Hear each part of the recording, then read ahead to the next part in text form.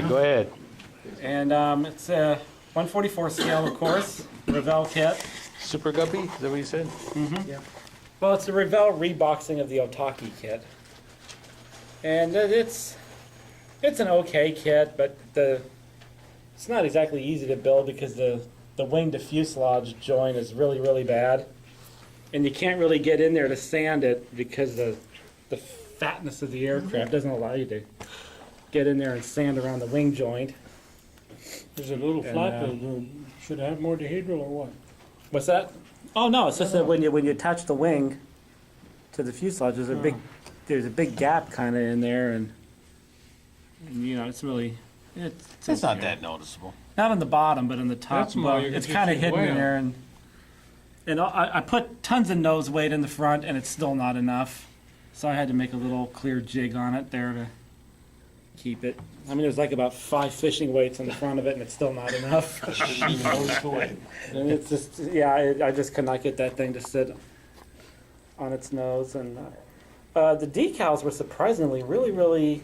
I mean, you would look at the decal sheet and you would think these are cheap, 1970s Revell decals, but they actually went on really, really nice, and They're really nice and colorful. yeah, they're a little too.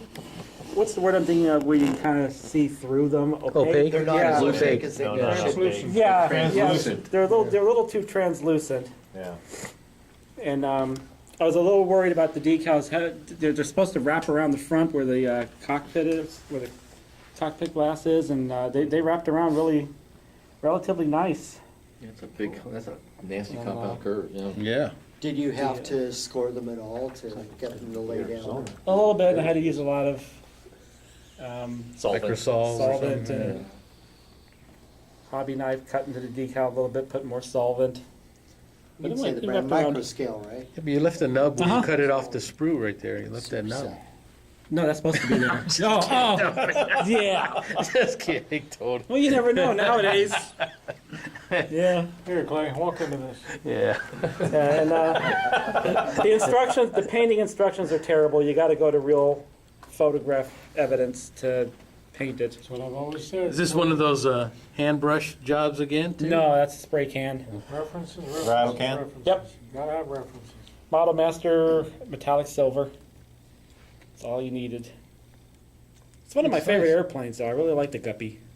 You know, they've got their metalizer in spray cans too. Mm-hmm. Yeah. I don't want to have to buff, though.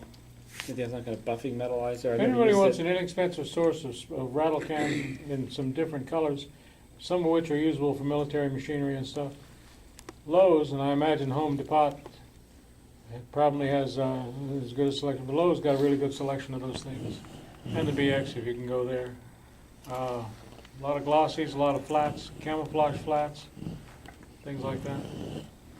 And actually, the decals wrapped really nicely around the back and joined up just real nice in there. And, Too bad you didn't make it till the nose opens.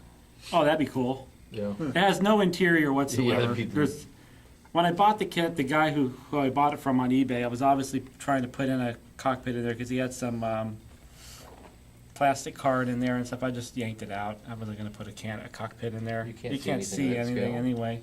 What is it, 144th scale or 100? 144. Yep. That's it.